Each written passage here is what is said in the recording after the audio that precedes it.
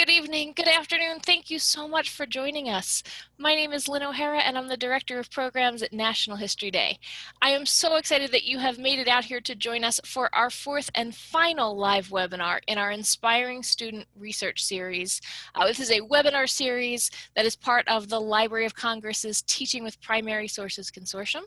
And I appreciate having Dr. Chris Capozzola from MIT and Ashley DiBraccio, who's my colleague at NHD. So what we're going to do tonight, couple quick reminders. First off, final assessments are due. Can you believe it? They're due on Monday night. Couple things to keep in mind, especially if you're in the maybe I haven't started crowd. It's okay, no judgment. We've all been there. Couple things to remember. Don't overthink that. Remember, what is this? You're pulling a primary source or primary sources from the Library of Congress. I did get asked, hey, can I use 2 sources from the Library of Congress and 1 source from somewhere else that's reputable? Yes, absolutely. You're going to merge that with an active learning strategy. Remember, students have to do something, and there's got to be a reason why they do it, right? If they do observe, reflect, question on a primary source, why'd they do it? What's the purpose? What does that lead to? Do they write? Do they debate? Do they discuss? Do they engage with? Do they draw? Do they create? Think about what you want your students doing. Make sure you use the template. You've got the instructions in the rubric, and you've got a spot to upload it on Schoology. If you run into a Schoology crisis at 11:30 at night, email it to your facilitator. It will be time-stamped. It will be okay. I promise. We've had a lot of great conversations with teachers. I know Whitney and Paul have had great conversations with teachers. If you have a question, please reach out to us. We're happy to help. All right, remember, it's 40% of your final grade. You can't pass the class without it. Don't skip it.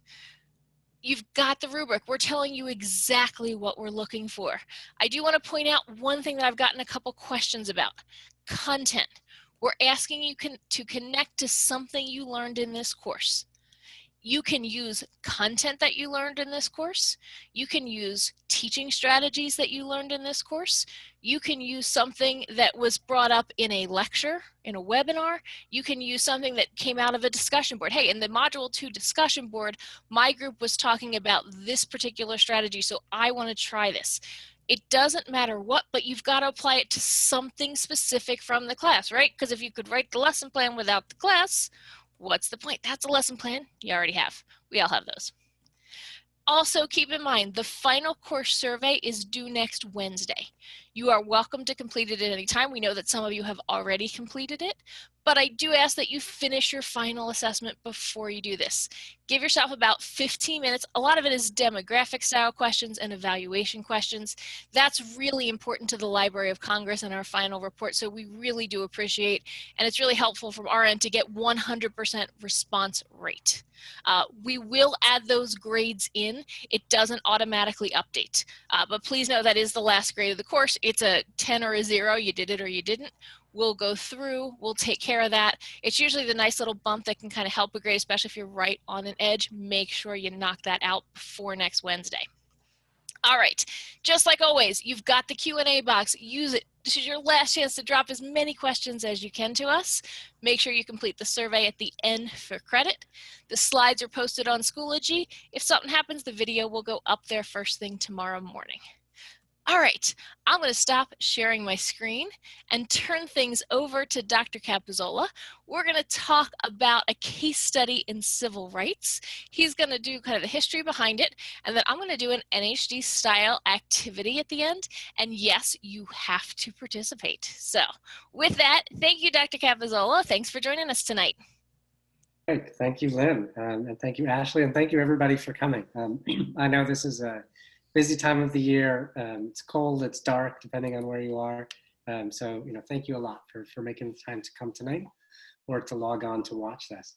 And this is our last time together, and I wanted to kind of bring the things we've been doing for the last 3 sessions together in a 4th one, and explain, sort of why historians are the rudest people, right? And so we've already talked about that in the first 3 sessions, right? For 3 reasons, right?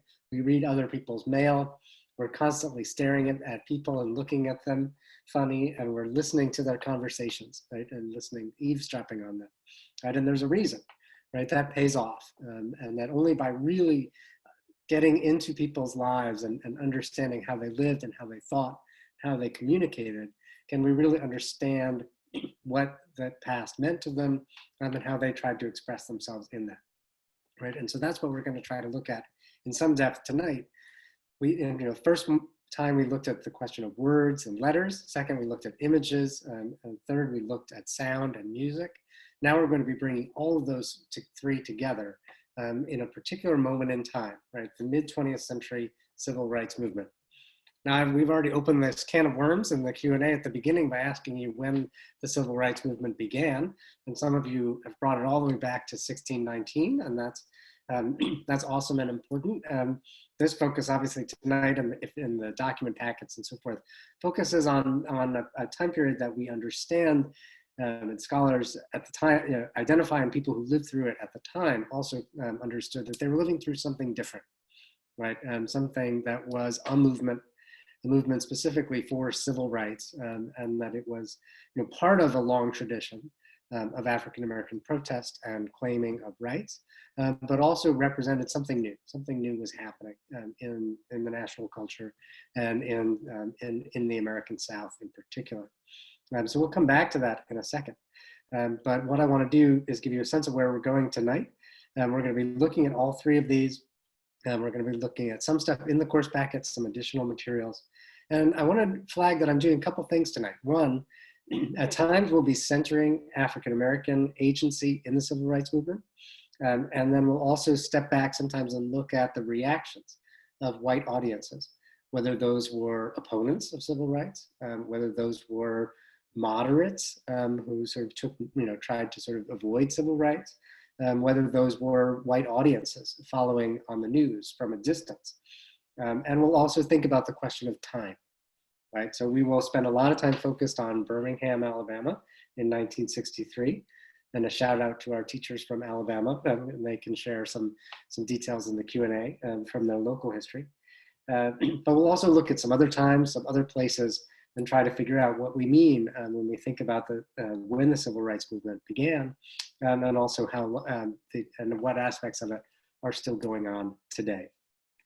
All right, so let me share screen and start looking at some of what we're doing, right? All right, so here, should be able to play from this slide. All right, so here we are. And what I want to do is sort of explain a little bit about why historians are the rudest people, that we want to learn about the past. And as we do this, I want us to kind of think about some of the questions that have remained with us from the beginning.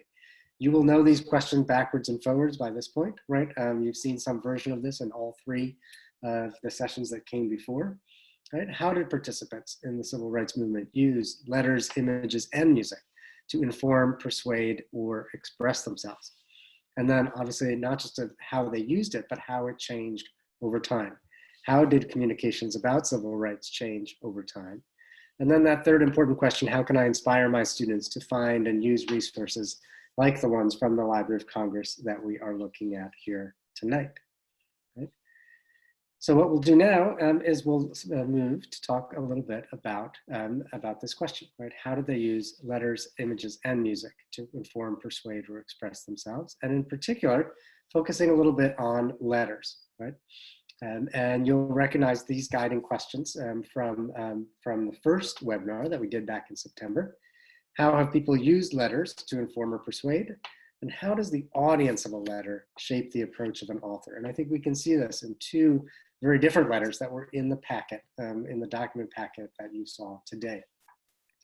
So the first, right, is a letter from and just before we dive into that, right, is this question, right, of audience. Who wrote it and why? So if you think back to webinar number 1, we saw letters from ordinary people, right, this kid, in the 3rd grade in Minersville, Pennsylvania, so writing to the school principal, explaining why he could not salute the flag, right, and also a very public letter from Abraham Lincoln, writing to Horace Greeley with his thoughts on emancipation in the middle of the Civil War. Right? And so the letters that we're looking at for today have some of the same themes and same sort of questions of audience, both very private and very public.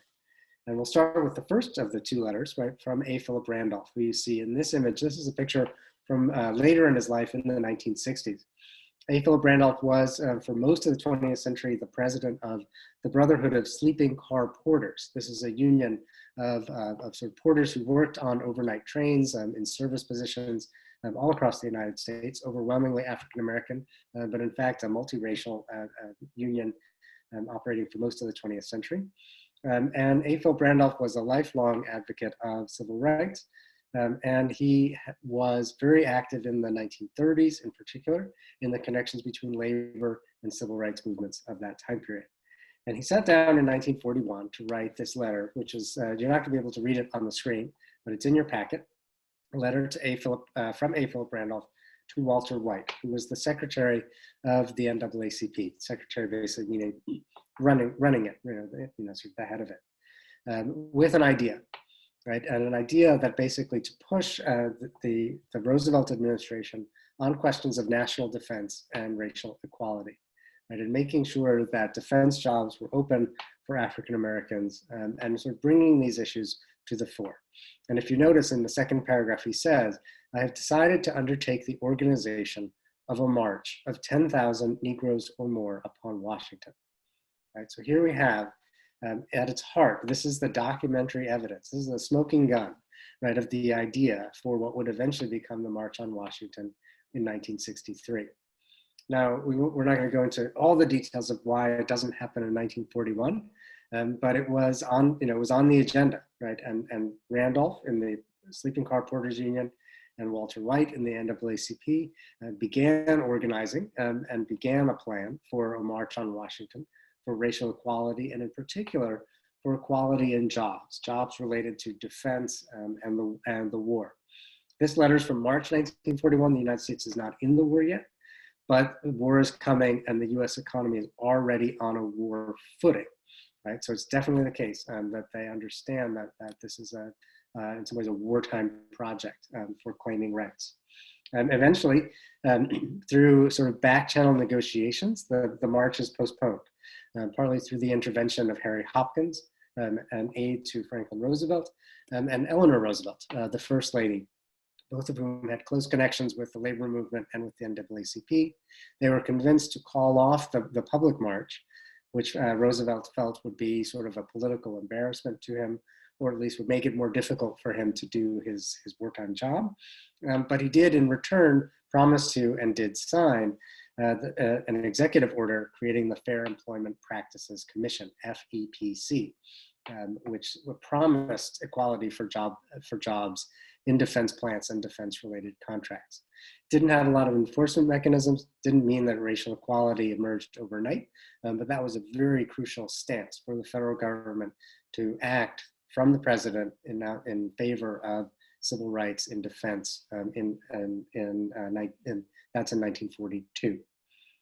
So here we have this sort of a letter, where you can see the origins, right, a back and forth of an idea between these are powerful people, right? They are, sort of somewhat politically disfranchised as African Americans, but they are powerful in their organizations. They're planning, speaking for their organizations, right? So, but nevertheless, this is originally a private letter, right, that we only have because the NAACP records are preserved at the Library of Congress. Okay. So let's take a look now at a very different letter, right, which is perhaps the most famous letter of the civil rights era, Reverend Martin Luther King Jr.'s letter from Birmingham jail.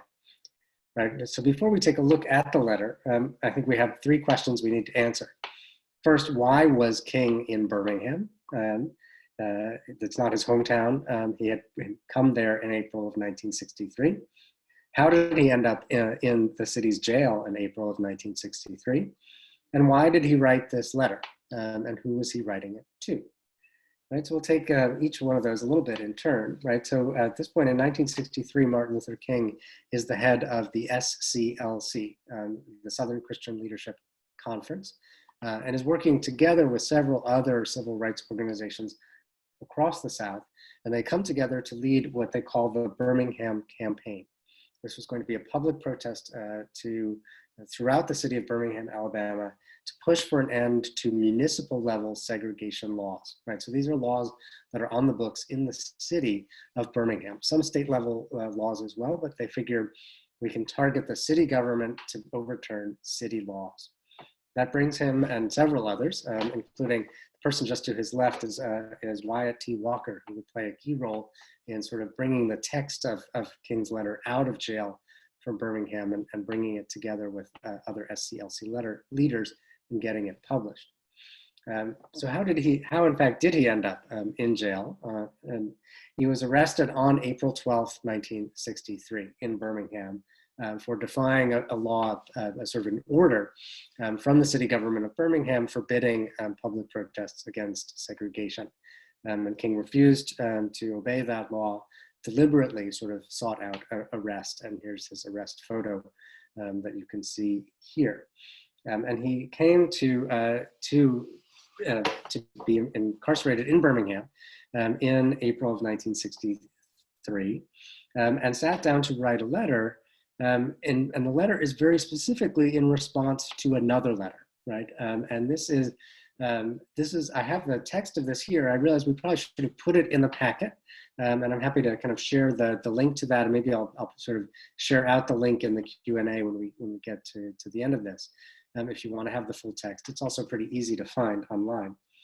But as the protests were going on, before King was arrested, a group of clergy leaders from across all different religions, Protestant, Catholic, Jewish, came together to write a letter, a sort of public letter, published in the Birmingham News, that urged, as it says, urged African Americans to end their public demonstrations.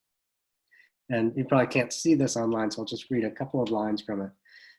They called the demonstrations, and first they attributed the demonstrations to, quote, outsiders. Right? And if you read King's letter, you'll see that he sort of rejects the idea of being just an outsider in 1962 to Birmingham. And second, they calls them unwise and untimely. Right? And as you'll see from the letter, King objected to the idea of wisdom or timeliness as part of when to make a protest.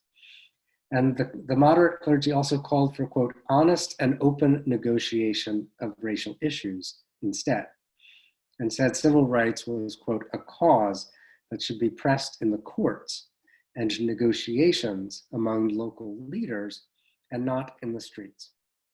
Right, and so you can see that this is sort of, this letter is a text arguing for moderation. I think, especially if you're, with advanced high school students who, are kind of good readers, reading this letter together with King's letter can be a really effective way of sort of looking at arguments and counter arguments along the way. But of course, we know a lot less about the moderate clergymen and their letter than we do about King's response. And you have in the packet an abridged version. It's actually very long, it's about 20 pages long, and probably too long for most students to kind of make their way through, but there's lots of different abridged versions, right? Even ones that just pull out a paragraph or two can be really effective to use, depending on what grade level you're with. And King does several different things, right? And I wanted to flag two in particular that I think are important as letters, as part of the letter writing, and also part of American political rhetoric and political ideas, right, that make this document one of the most important in 20th century America. Right? And the first is this long quote, which deals with the defense of King's methods, right, where he says, "My friends, I must say to you that we have not made a single gain in civil rights without legal and nonviolent pressure. We know through painful experience that freedom is never voluntarily given by the oppressor. It must be demanded by the oppressed. Frankly, I have never yet engaged in a direct action movement that was, quote, well-timed, according to the timetable of those who have not suffered unduly from the disease of segregation." Right? So in response to the moderate clergyman's claim that the protests were unwise or untimely, he says, well, there's no such thing as well-timed. And if you've waited as long as we have, then you will understand that now is the time. Right?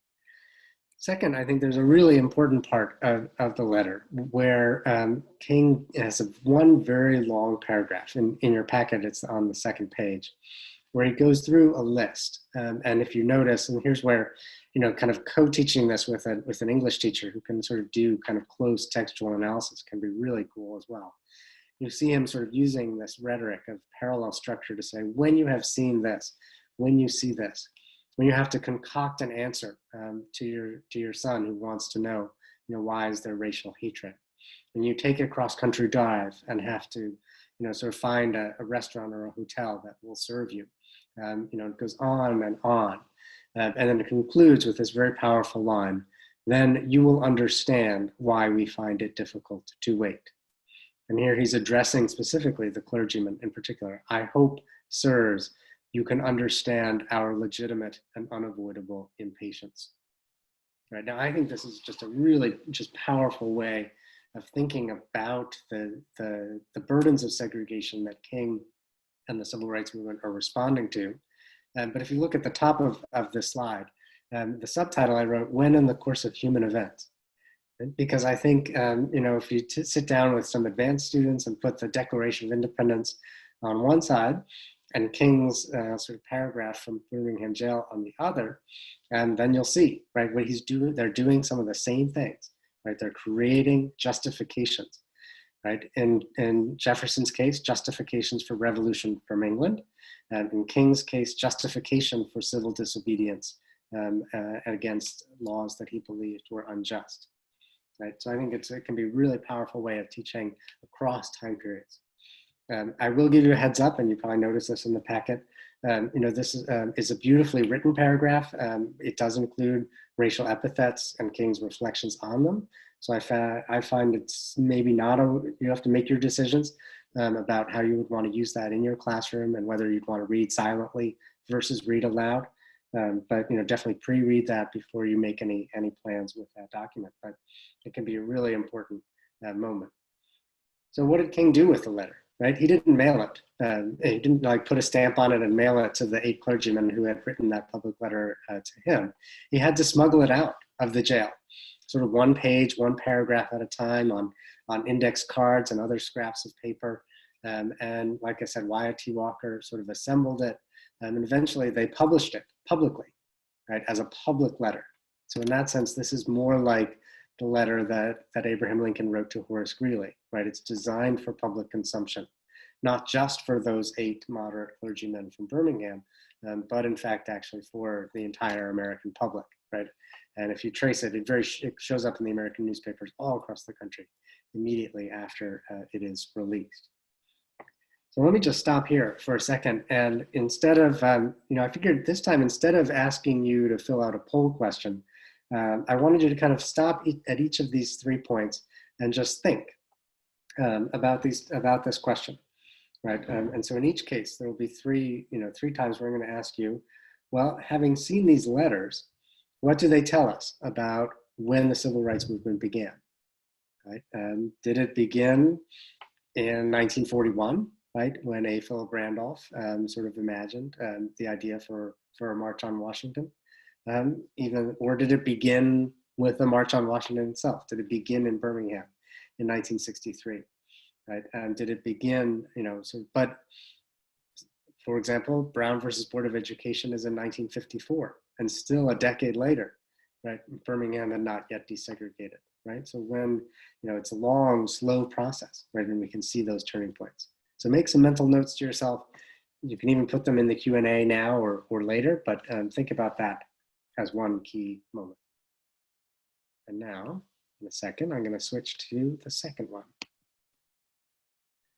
All right, so second, I want us to think a little bit about images of the civil rights movement, right? So just as we did in our second webinar in October, we spent some time thinking about images.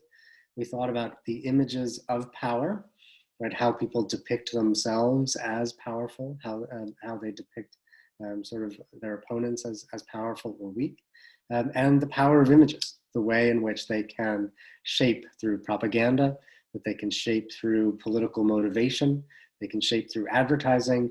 They can also shape by imposing stereotypes and cultural assumptions in people's minds.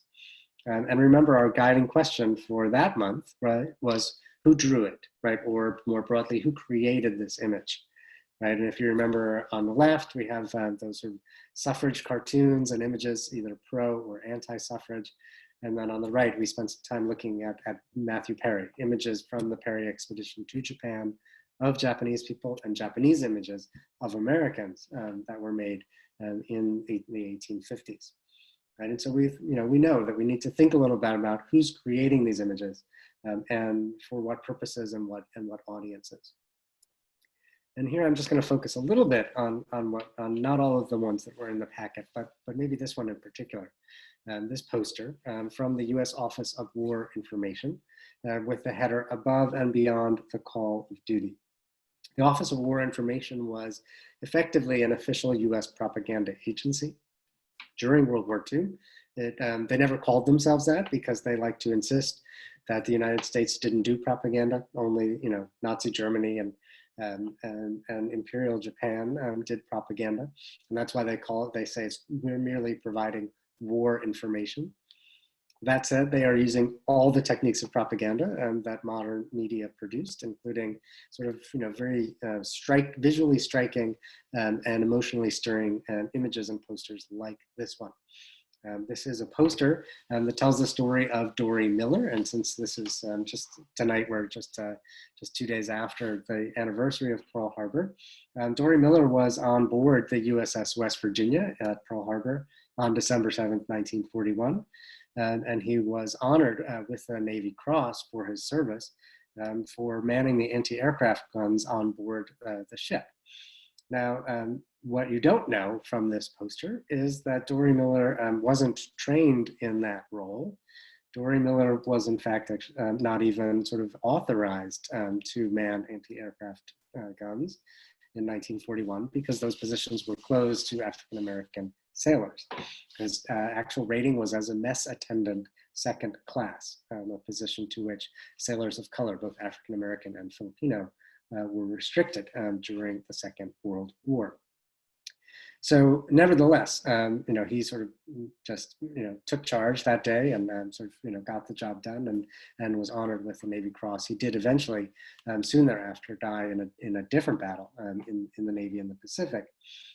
But you can see how this image functions as war propaganda, as a recruiting tool, right, to recruit all kinds of people to the Navy, in particular African-American sailors to the Navy. But of course, if you know that backstory, and if you read the packet, right, in the document packet, we have a letter, that sort of man on the street interview by W.S. Ellington, a dentist from Nashville, Tennessee, who pointed out in his sort of letter to FDR that the Navy was, quote, a branch of the armed services which has never permitted his race to rise above the ship's galley, right? So again, we have to sort of think about images and the power of images, not only what they say, but also what they leave out, right? And that's why, sometimes we can't just work with the images. We have to set them next to letters, sounds, other documents in order to make the most sense of it. All right, now the next thing I want to do is to spend a little time sort of looking at some of the iconic images of the civil rights movement. And I'm going to show you two that are held in some in the Library of Congress and elsewhere. Iconic images both in favor and opposed to the civil rights movement. Here you see a photograph taken by a news photographer of Alabama Governor George Wallace in June of 1963, standing at the University of Alabama, where he was sort of blocking the entrance of African-American students in order to defy a federally oriented integration order for the university. Right, a sort of an image that becomes iconic and representation of the anti-civil rights movement that had emerged along with the civil rights movement by the 1960s, right, in some ways together. And then second, another sort of powerful image, this is from a little bit later, from Memphis, Tennessee in 1968, by a photographer, Ernest Withers, an African-American photographer, sort of deeply embedded in the civil rights movement, who was based mostly in Memphis. And here he's documenting a sort of poster campaign by protesters who were part of a sanitation strike. And this is the sanitation strike in 1968 that brings King to Memphis in 1968, where he is assassinated.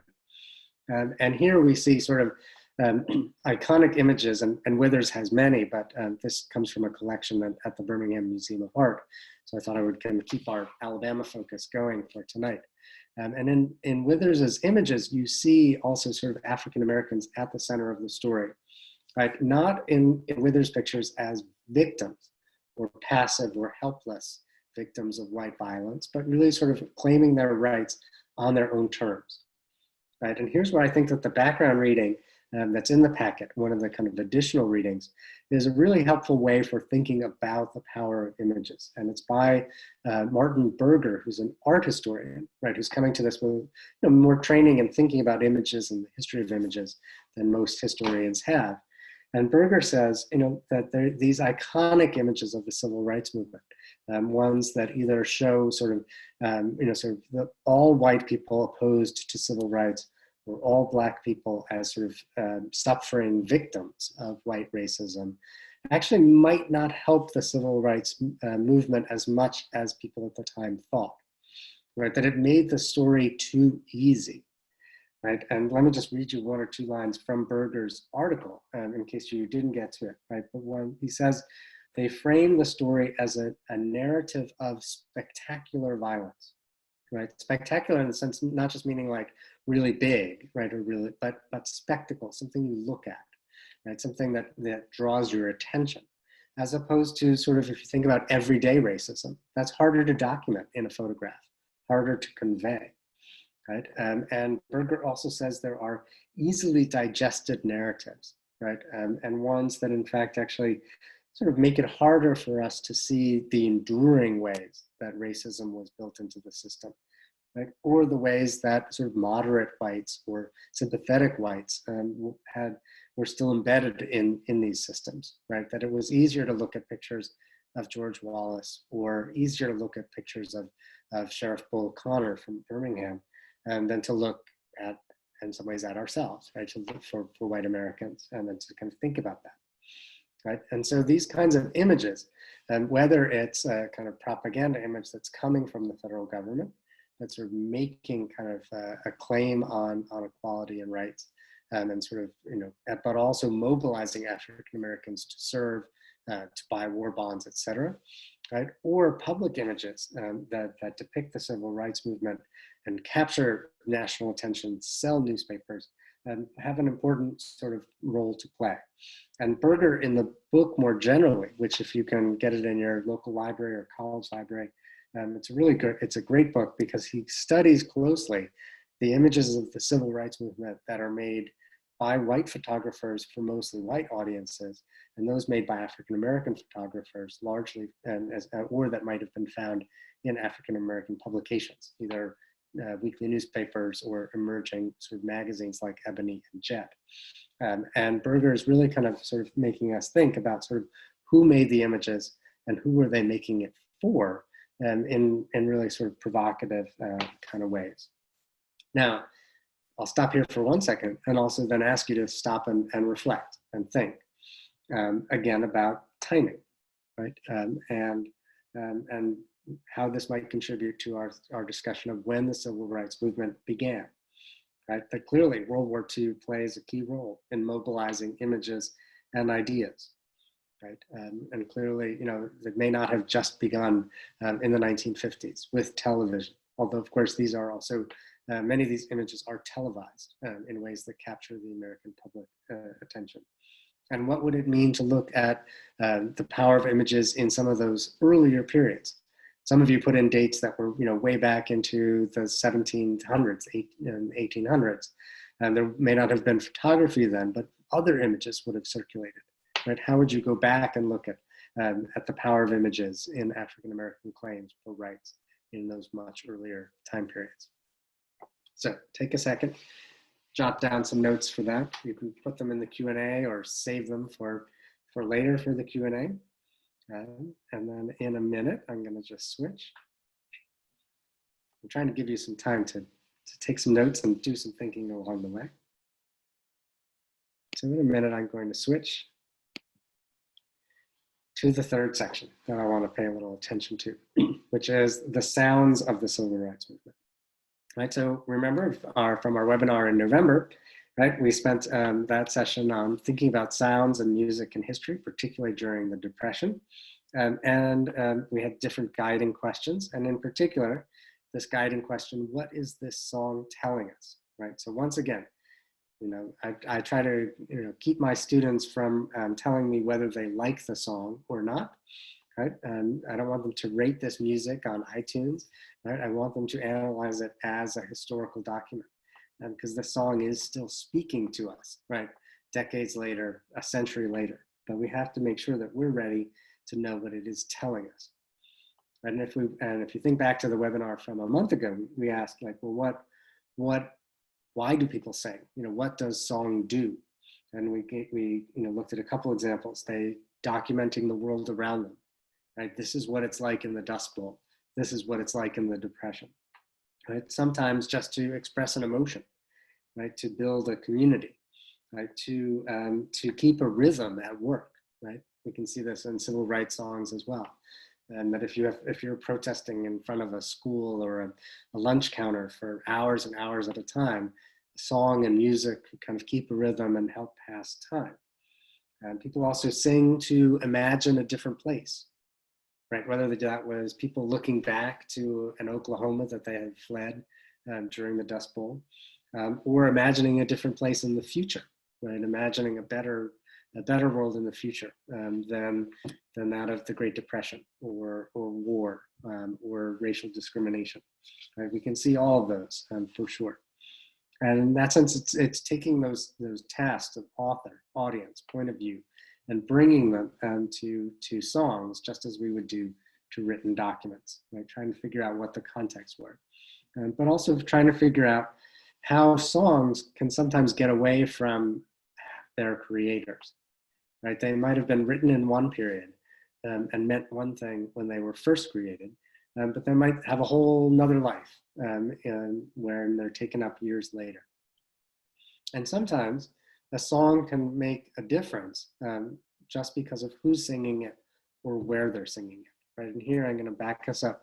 This is where we left off at the end of the third session last time with Marian Anderson singing at the Lincoln Memorial in Washington, D.C. in April of 1939. Remember, she was denied permission to perform at the DAR's Constitution Hall, eventually ends up performing at the Lincoln Memorial in 1939.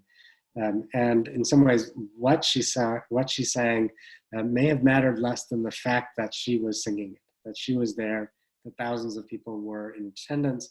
And as you can see from the microphone in the image, that this was also broadcast nationally.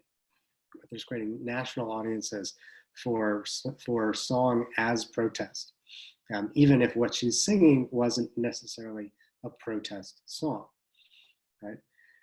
And by contrast, protest songs were also sort of emerging from this time period. And they, of course, have long histories that go back in every culture and every kind of tradition. But they also, sort of come in the United States in many ways out of kind of labor traditions and various ethnic traditions of the 19th and early 20th century. And this leads in particular to this kind of burst of interest in folk music, which we talked about last time.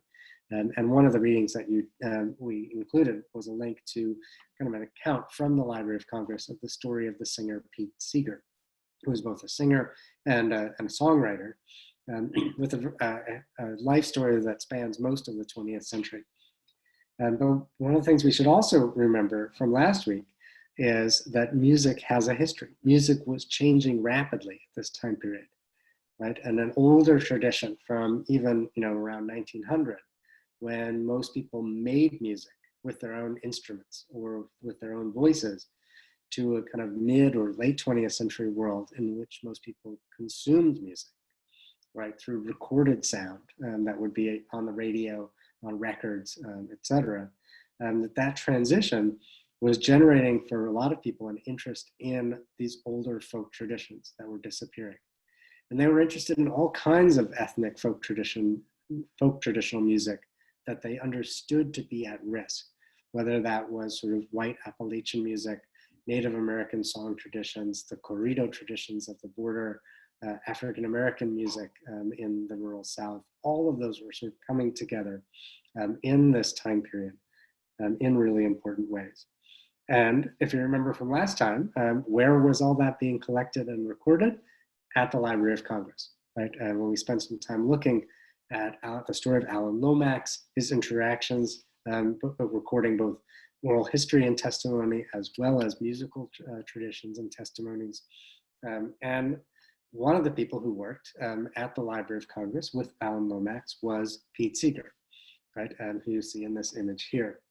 By the 1950s, he had made the song "We Shall Overcome" into a kind of crucial element of the civil rights movement, right? And here you see a poster created by an artist named Louis Monaco that sort of uses that signature line from "We Shall Overcome," as well as his own kind of more 60s kind of art style to make a poster for the March on Washington for Jobs and Freedom.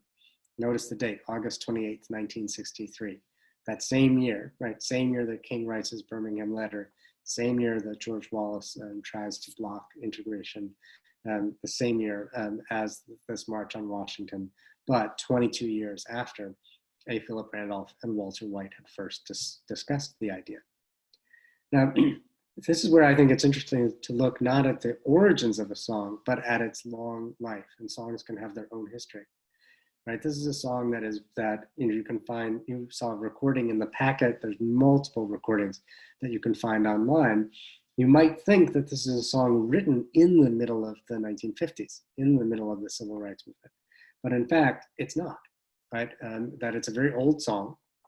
That the lyrics were written around 1906, maybe even older than that, but certainly the oldest account that we have of those lyrics is from 1906, and that in a version that's also in the collections of the Library of Congress.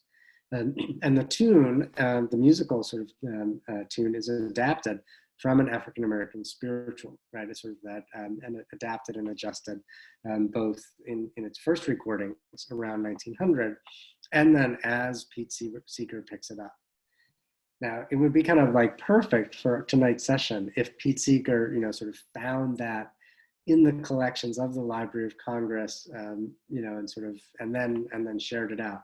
He actually found it in dialogue with a group of labor protesters, strikers, in North Carolina when he was working in a place called the Highlander Folk School, which was really kind of an effort in the kind of 1950s and 60s to kind of record and preserve these folk traditions, not just of music, but of all kinds of folk ways of life.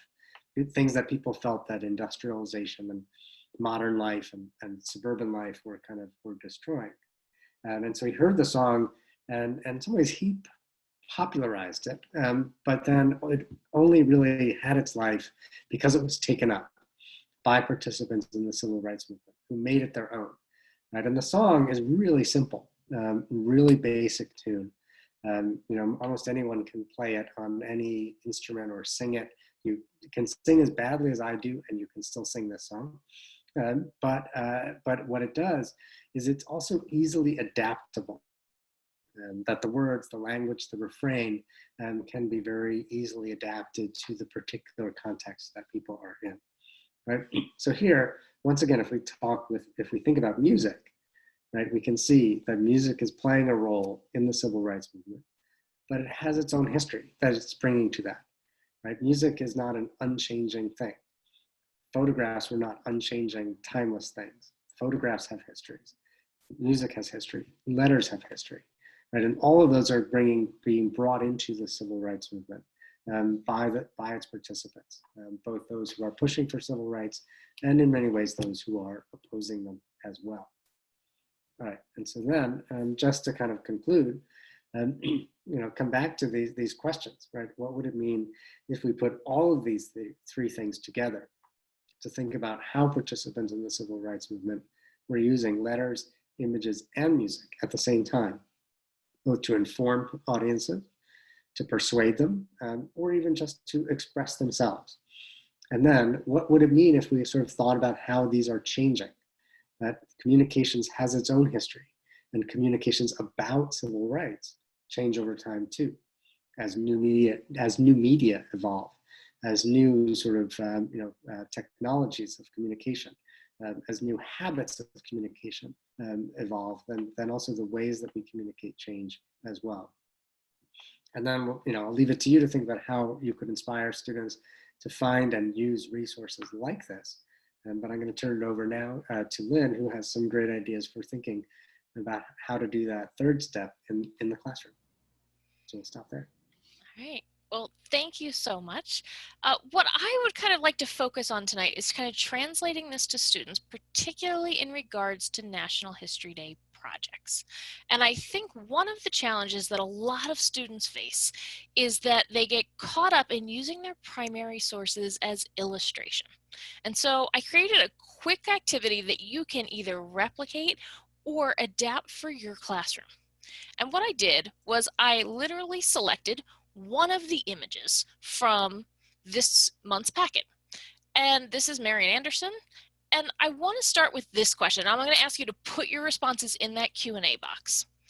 In order to analyze this image, break it down, or synthesize it, put it back together and connect it to the larger narrative, what kinds of things do students need to know to be able to do that successfully? Because we can't leap and assume that our students can do this. So go into that Q&A box. What kinds of things do we, meaning our students, need to know to analyze or synthesize this?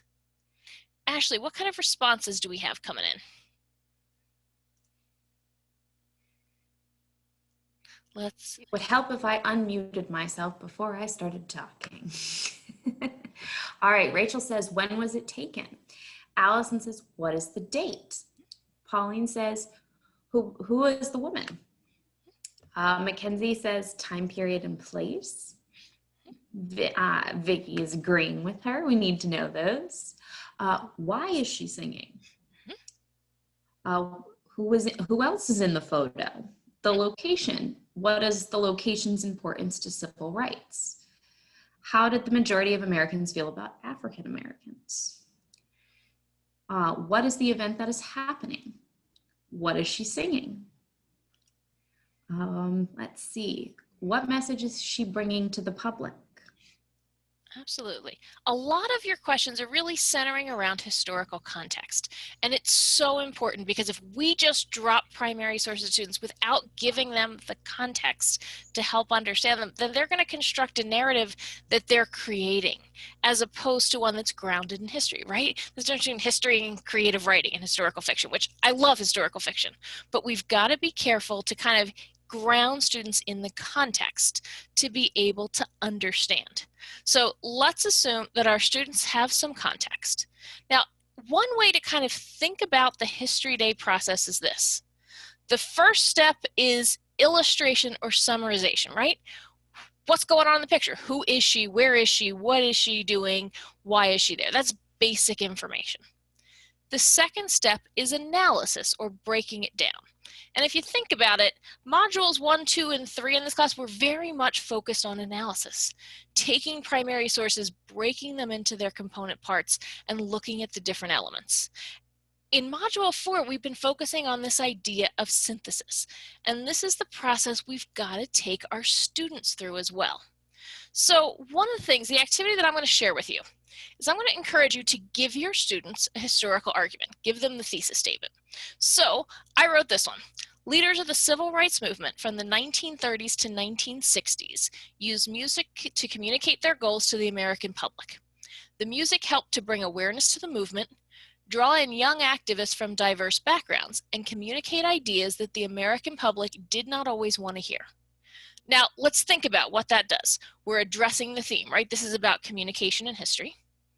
We're defining the parameters. We're giving a time period. I'm saying, hey, I'm focusing on 1930s, 40s, 50s, 60s. I'm not talking about 1880s. I'm not talking about 1980s. I'm saying this is what I want to focus on. And what a lot of times students will get themselves, and a lot of them with a lot of teacher help, to a really good argument or thesis statement. And then in their exhibit or their website, they'll put this picture, and it will have a caption of something to the effect of Marian Anderson singing at the Lincoln Memorial on Easter Sunday, Washington, D.C., April 9th, 1939, Library of Congress. Now, is that caption correct? Yes. However, this is where students get frustrated because that caption is illustration or summary. It's not analysis and it's not synthesis. Now, students get very frustrated when I do this activity with them, and some will get kind of indignant. They're like, look, Miss O'Hara, I don't understand. That is Marian Anderson, and I read her book, and I've seen her, and I know that's her. And look, that's Lincoln, right above her head. I can see him. I know. I've been there. I've seen pictures. And this is correct, right? My date's correct, and the place is correct, and I got it from the Library of Congress, and gosh darn it, it's in my annotated bibliography. And this is where you need to say to your students, that is 100% correct, but that's not where we're going, right? If we think about what we're teaching our students to do, at the end of the day, it's the idea of argument, reasoning, evidence. The argument that I'm making with my thesis is that the leaders of the civil rights movement use music to communicate goals. That's my argument. If Ashley did this or if Chris did this, they might have a very different argument looking at the same source, but this is my argument. My reasoning is my why, right? Why did they use music? They used it to bring awareness, to draw in young people, and to communicate ideas that people were kind of nervous to hear. But when I drop that image in and I say, yep, this is my evidence, the problem is this photo by itself doesn't connect back, right? It doesn't explain my reasoning and it doesn't help prove my argument. We've got to figure out something else. So pause for a second. What kind of questions might we ask students to help them write a better caption? Think about that. Go ahead into that question box. What kind of questions might we need to ask students, or we need to get them to the point to ask themselves about this picture to potentially help it substantiate our argument? So let's see. Remember too, don't raise your hand. Go right in that question and answer box and respond. So let's see. What kinds of questions do we ask? We need to ask, what did she sing? Why was Marian Anderson singing in front of the Lincoln Monument? What is happening here that can't be seen? What did the song communicate? What song did she sing to bring about awareness and civil rights? Why was she selected to sing in the first place? Who wrote the lyrics? Why is she singing outside? Ooh, that's a good question. How did her performance help the civil rights movement? What event was this at? Why does Marian Anderson appear at the Lincoln Memorial on Easter Sunday? Let's see, what else do we have? By really kind of digging into these why questions, now we've got a whole bunch of interesting questions floating around. And I drew on the question that several of you popped out of, what's she singing? What song or songs is she singing? And I have to be honest, when I started this, I was like, I know one of them, but I don't know what else she's sang. So I did a little research. If you want to follow my research trail, it's all in the bibliography. And I found that she had a couple interesting songs. In the first part of the concert, she sang 3 songs. Opened with America, My Country, 'Tis of Thee. But she changed a line in the first part. My country, 'tis of thee, sweet land of liberty, to thee we sing. Continued on with the rest of the song. That's the opening. The second song is an Italian aria. I'll be honest, opera is not my specialty. I don't know too much. She was an opera singer. She toured Europe. That makes sense. Third piece is Ave Maria. That would have been a pretty commonly known. Then there's an intermission.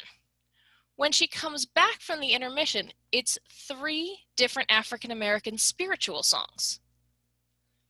There's a pause for applause, and her encore is the song Nobody Knows the Trouble I've Seen. Marian Anderson is less famous for this song. Mahalia Jackson's recording is more famous for this song. And if you want to know a little bit of this, I was able to dig up her singing most of these songs, not quite all of them, but most of them.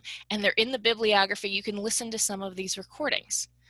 But now, okay, so knowing what she sang, knowing that this was broadcast on the radio, knowing that it was Easter Sunday, and knowing that they think there were about 70,000 people live is an estimate that I read. Again, estimates from history are always, anybody's best guess to a certain degree. What I'd like you to now do is think about this with your students. Go past illustration. We've got the analysis. Now let's link it to synthesis. So here's what I'd like you to do. Same thesis statement. I'd like you to write a new caption that will help link back. You get one sentence. And don't feel like you have to repeat all the facts, right? Marian Anderson will probably be in there somewhere. And let's assume we can all credit it back to the Library of Congress at the end. But what's the sentence of analysis that makes this image evidence to support that historical argument? And yes, I'm going to give wait time here because I want you to drop in a sentence. And while you're dropping in that sentence, I'm going to encourage you to do this with your students, right? You can write an argument, drop in the piece of evidence, and have them help practice connect it, right? Students have to practice what they're going to do. They don't score a goal the first time they play soccer unless you got a kid with really good luck. But for the most part, you've got to practice it a whole bunch of times before you have a shot of getting it right. Let's apply this here. Write the caption. And no, I have no fear of wait time. So yes, we're going to put them in the box. What's one sentence? One sentence. Make that analysis, make that connection. Answer some of those why questions. Or so what? Why is this picture? Why is this event important? Because remember, if it's important enough to go on your board, whether it's on your exhibit board, in your website, in your documentary, you want to analyze it. If not, you're assuming you're letting people do the analysis for you. Like what? I talked about music. It's Marian Anderson. She's singing. But you've got to tell me why it matters. And this is where a lot of our students get stuck. All right, I'm seeing one or two responses coming. Come on, be brave. Do not chicken out on me here. Let's hear. Oh, we got a couple coming in. All right, go ahead, Ashley. What do we got? All right.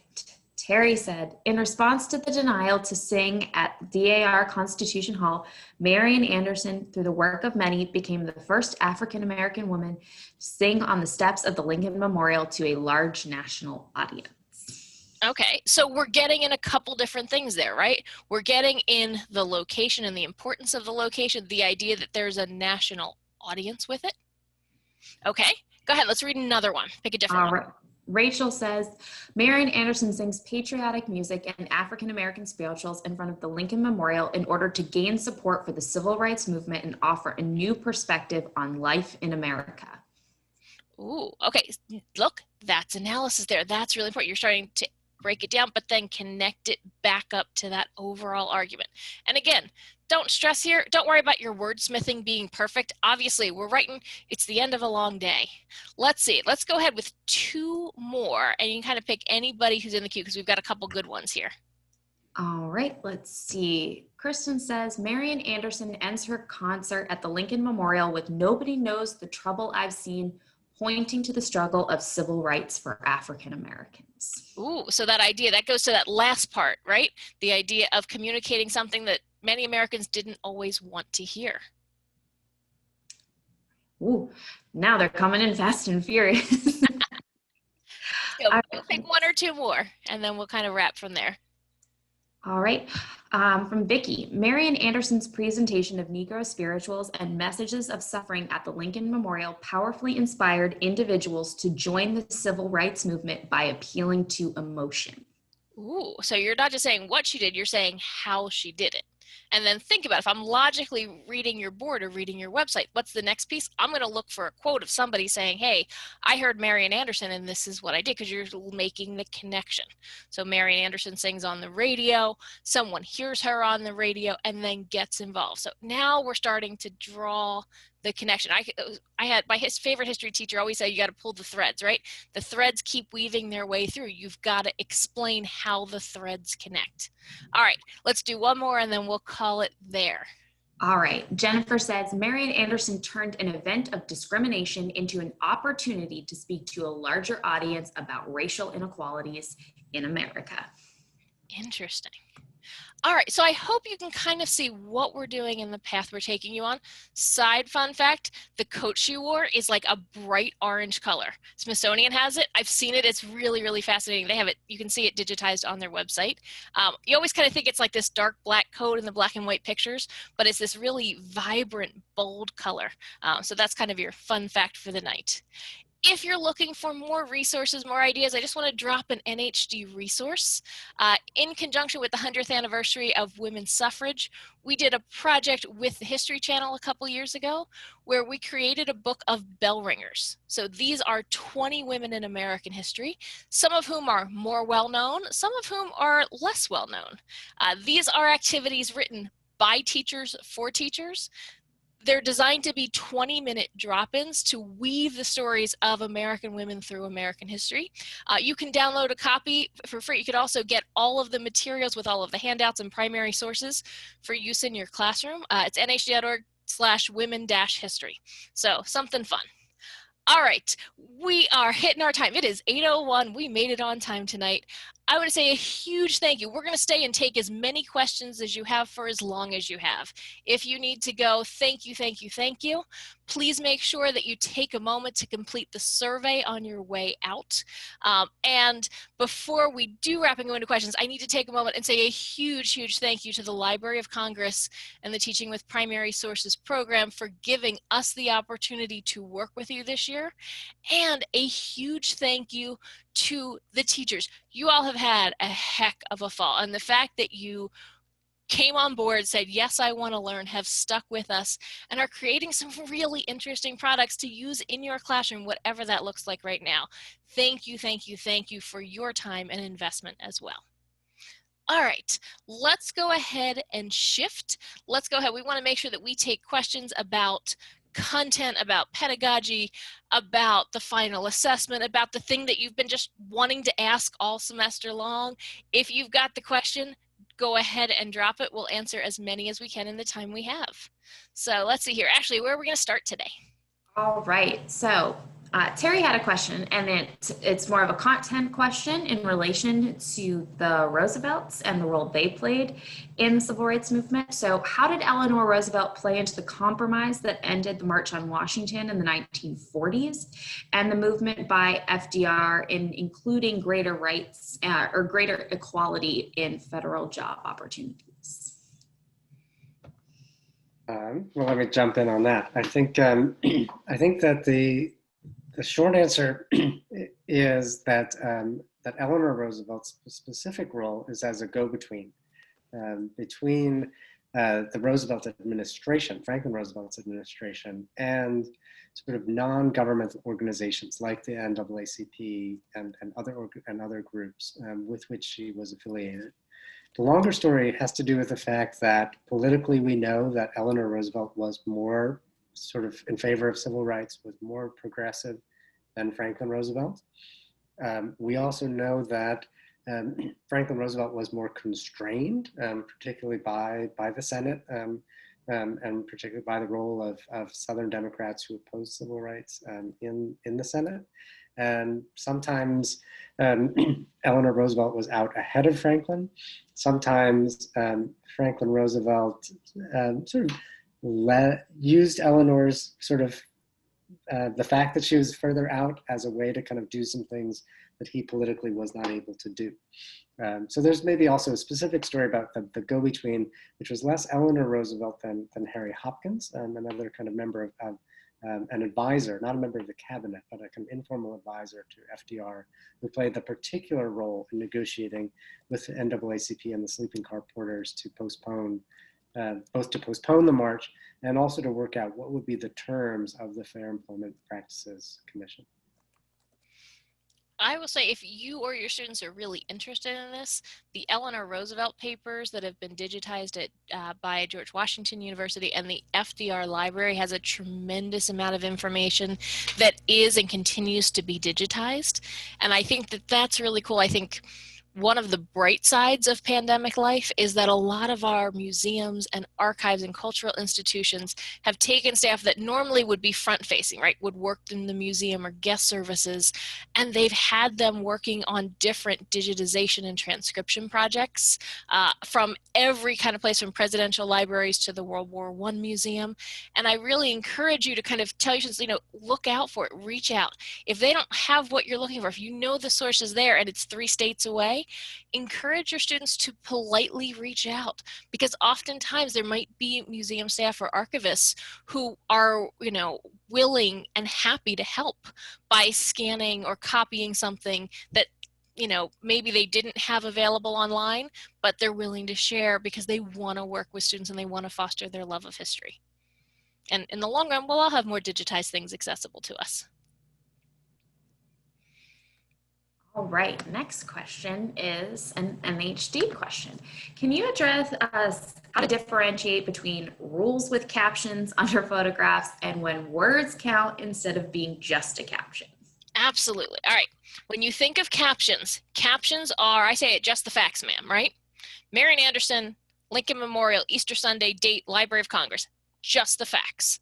Those don't count towards your word count if you're doing, let's say, an exhibit or a website. However, once you start to analyze, once you say that by singing this song, Marian Anderson was doing X, that's analysis that is student composed words, right? And the reason behind that, right, we want students to understand how to cite their sources. They've got to know that this image came from the Library of Congress and that I can go to their annotated bibliography and find, oh, picture of Marian Anderson singing, Library of Congress, here's the access number, here's the URL to go find it.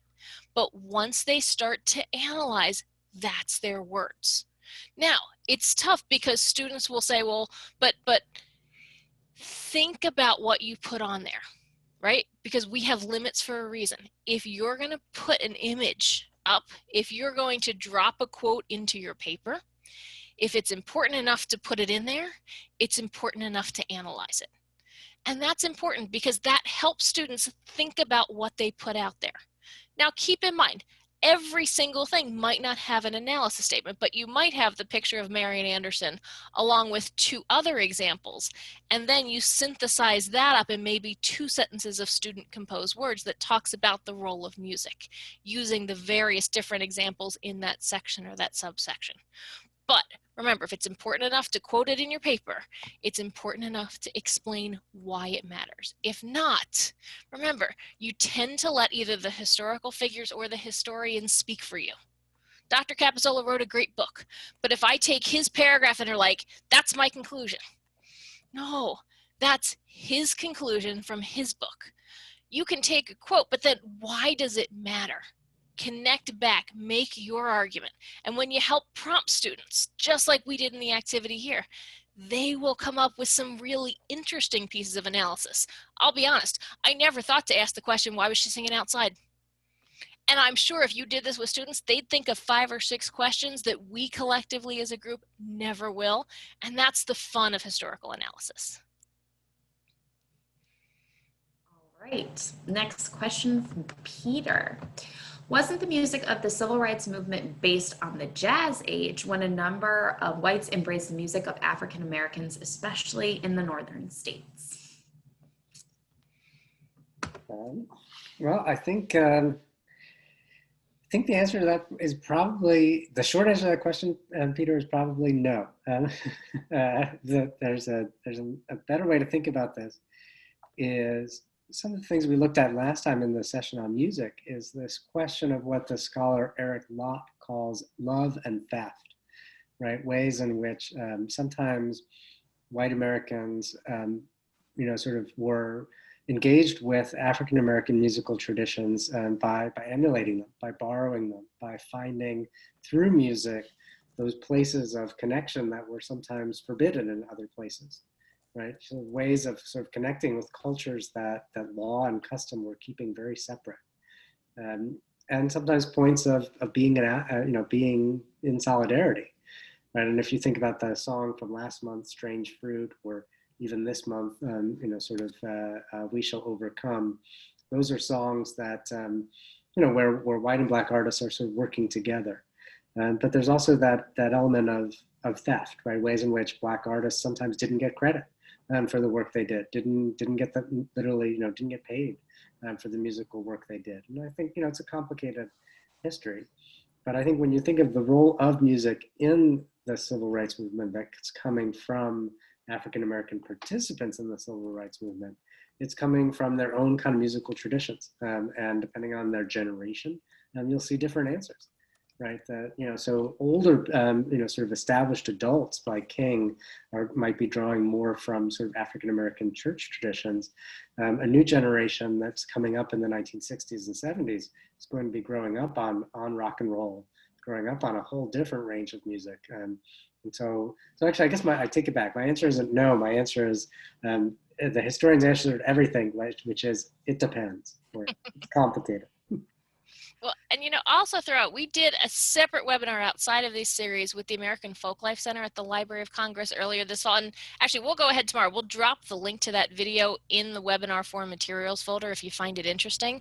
And one of my takeaways about that, especially when you look at the history of music, it is exceedingly nonlinear. It is extremely recursive, and it's very hard to say that it's just, A leads to B leads to C, because part of A leads to part of B, and then people are taking lyrics and people are taking rhythms and people are taking traditions and melding them across cultures, across time, across genres. And I think that it's really interesting to study, but it's really much more complex than it initially seems. And I think, though, that can create some really interesting projects for students, particularly those with musical bent or musical ear, to look at some of these trends or changes in music, and then how that music was used politically, economically, socially, culturally. All right.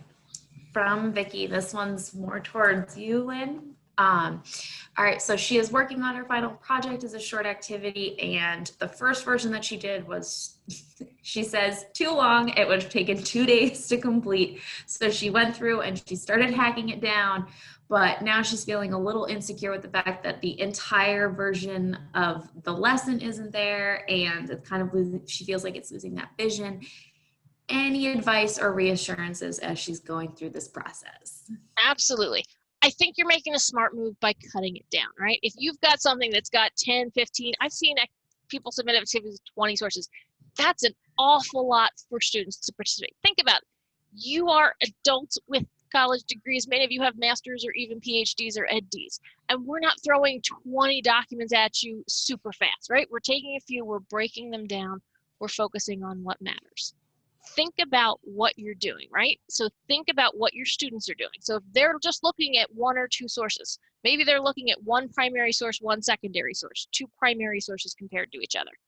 Have them break it down, but then have them do something with it, right? You gotta think, if we're gonna take the time to analyze a primary source, why are we doing this, right? That's it. Why does this matter? Why do I have to do this? Do I just have to fill out the worksheet? Why are you doing it? Well, we're doing this because. We're doing this because we're going to connect. We're going to synthesize.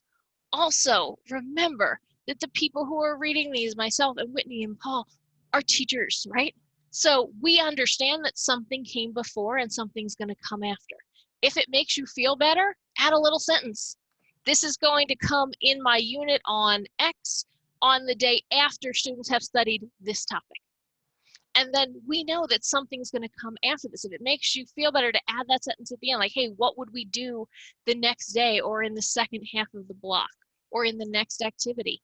That's fine. The key is to have a snapshot, not the full-blown lesson plan, not a unit plan. Please don't submit a unit plan. Don't do that to yourself. But think about what's something you took from this course. How are you going to put it in? What are your students doing? Once they break it down, why did they do that? Are they going to then write? Are they going to then argue? Are they going to then debate? And it doesn't necessarily have to be the 18 instructions on how to debate. We understand the concepts, but what are they doing? And then in the end, how do you know they learned something, right? What are you going to have them do? Maybe they have to write a one-sentence exit slip. Maybe they have to give you one reason in order to leave the room. Maybe they need to have a small group discussion with these 2 questions where each group has to pose a different answer to the question on the board. It's not about what they do, but it's the fact that they've got to do something. I also got a question earlier. If you're working virtually, can you create this for the virtual setting? Absolutely. Can you do what makes sense to you? And if we have to make an adjustment, go for it. So for example, if you need to put something into PowerPoint, put something on a Google Drive and then link it so that your facilitator can read it that way, that's 100% fine. Please just make sure that if you do something like that, that the file sharing is set so that when we go to read it, we can actually read it, because if not, then it's kind of hard to grade what we can't see. We'll reach out to you, but just take that extra step and double check your settings. All right. Last question in the chat right now. All right. All right, Angelina, for the final project, I'm working on a reoccurring activity. Is that okay? I'm assuming by that you mean something that would be a structure that you would use maybe to start off a unit where you drop different primary sources in each unit. That's fine. Just give us an idea. And again, if you've got to put a little note, like a little kind of teacher note that makes it make sense. So think about this. If you were going to hand this to a student teacher or hand this to your colleague, if you've got to scribble something on a Post-it note that's like, hey, make sure you notice this, do that. We are perfectly fine with that. We will read it.